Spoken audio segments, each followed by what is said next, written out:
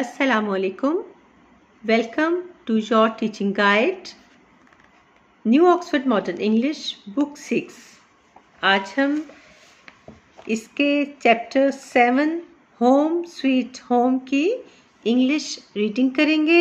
जो next video आएगी उसमें रीडिंग के साथ उर्दू ट्रांसलेशन भी की जाएगी. मैंने अपने चैनल पर रीडिंग सीरीज़ का आगाज़ किया है. Reading helps you improve your vocabulary, spelling and grammar. So make a habit. Read your textbooks every day for 10 to 15 minutes. अपनी बुक्स ओपन कर लें और अपनी बुक्स पर देखते हुए मेरे साथ साथ रीडिंग करें. Home sweet home.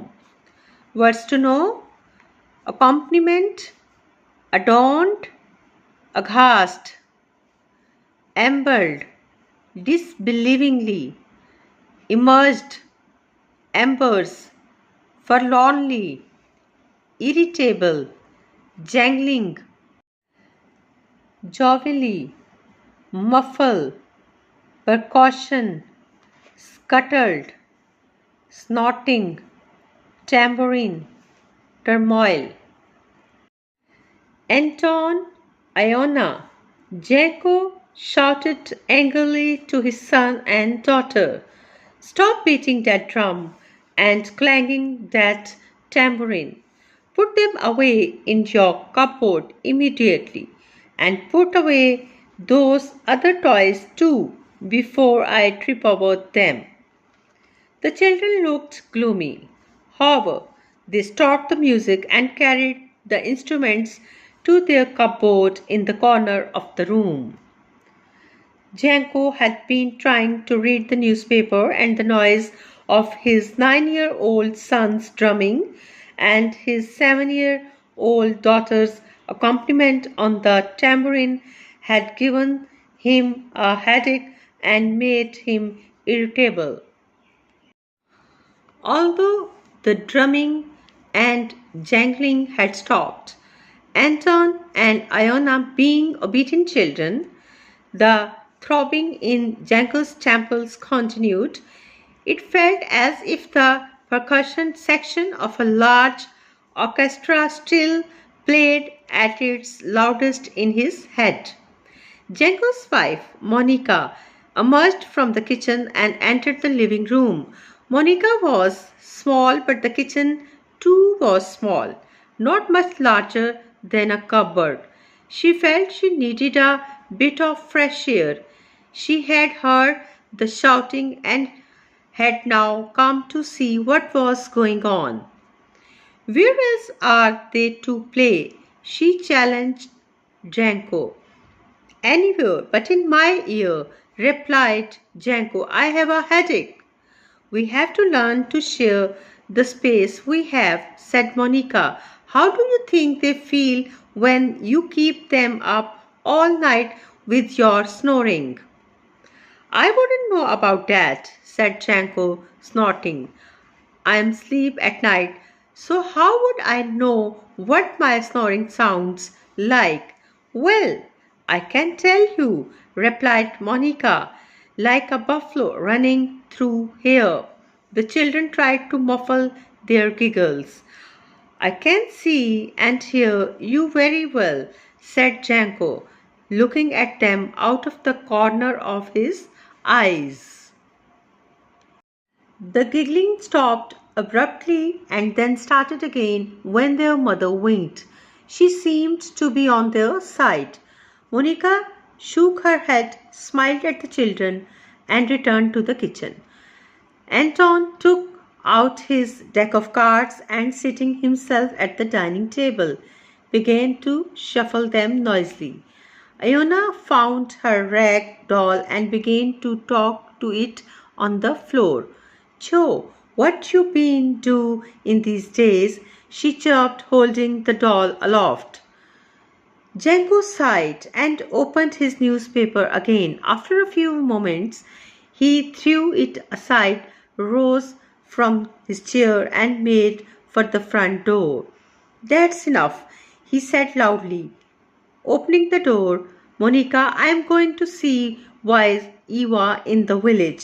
Perhaps she can help me with my problem. I'll be back for dinner.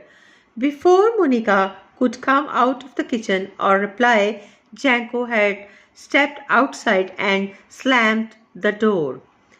Janko ambled towards the village, muttering, massaging his temples and kicking stones as he went. Soon Janko arrived at a pretty cottage adorned with purple and orange bougainvillea. He straightened his jacket, then knocked on the door. Eva was small like his wife, but much older. Her white hair, parted in the middle and flowing over her shoulders, made her look a little like a witch. All she needed was a cloak and a broom to complete the picture. She now appeared smiling in the doorway. Come in, Janko, she said joyfully, opening the door wider. What a pleasant surprise! Good evening, Eva, mumbled Janko, forlornly. It's been a long while. Yes, a long time indeed, agreed Eva, showing him to an armchair in her cozy living room. Did you sort out the problem with your vegetable patch? Yes, replied Janko. Thanks to your advice, the birds have stayed well clear of the garden ever since. Good, said Eva with a kind smile. And what can I do for you today? Your expression tells me there is something on your mind, Janko. Well, there is, Eva, sighed Janko, gazing at the embers in the fire. I am not a wealthy man, Eva. I have barely enough to feed my family.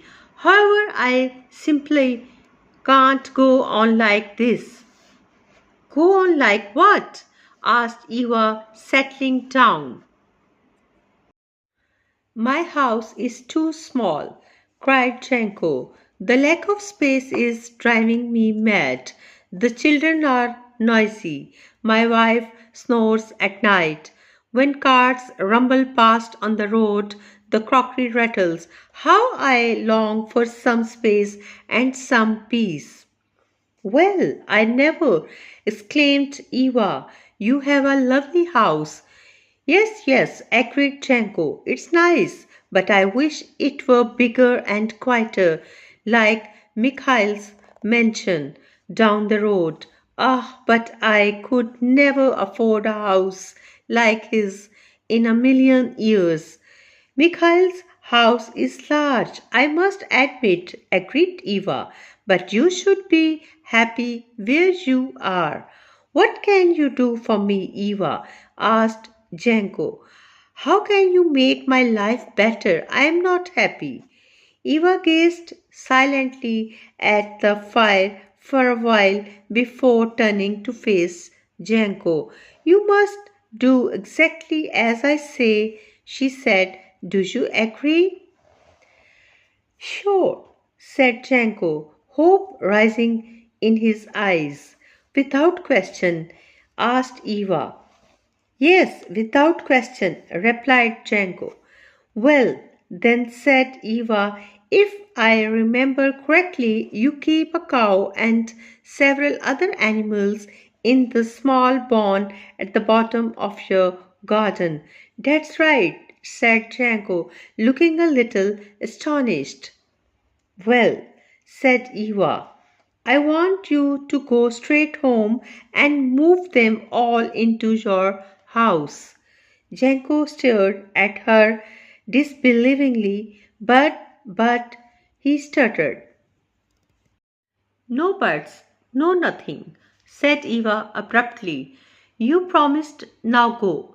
Janko rose slowly. He said nothing further but nodded his head and left the cottage. Monica, Anton, and Iona were most surprised when Janko told them on his return to wait a while before dinner and scuttled off to the barn. They stood and watched, aghast as he brought into the little house first the geese, followed by the chickens, then the two goats, and finally the cow. They have to stay here with us, announced Janko. Eva told me to do this. The children were amused and excited to be sharing their home with the animals, but Monica thought her husband had left his senses somewhere on his walk. For some days the house was in turmoil. At night, Janko's snoring was the least of their problems. Nobody got any sleep because of the constant noise and movement in the house. One morning, after a particularly noisy and restless night, Janko rubbed his eyes and announced, I am going to see Eva again. At Eva's house, Janko held his head in his hands and wept. Why are putting me through all this? Cried Janko. The whole family is upset with me. We cannot sleep and we fight all the time.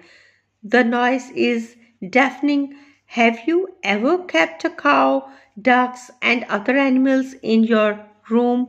It's hell, I tell you. Eva smiled. Yes, it is hell, she said softly. Well done, Janko. Now I want you to go straight home and move all the animals back to the barn. No words, just do it. Janko returned to his house and did as he was told. He, Monica, and the children spent the rest of the day cleaning up the mess made by the animals. After the house was back to normal, Janko stretched out in his armchair. The children played noisily with their toys in one corner. Monica clattered pots and pans in the kitchen. Ah, sighed Janko, and thought to himself, how nice it is, the sound of my wife and children in the background. Plenty of room too. Home, sweet home. What is the moral of this story? The story has a very strong moral. It says that we should always be thankful to God for what we have, otherwise, we shall fall prey to greater troubles and then realize how comfortable and peaceful our life had been. We only realize the goodness of things after they have been taken from us. We should learn to be thankful about them while we have them. Thank you. Allah Hafiz.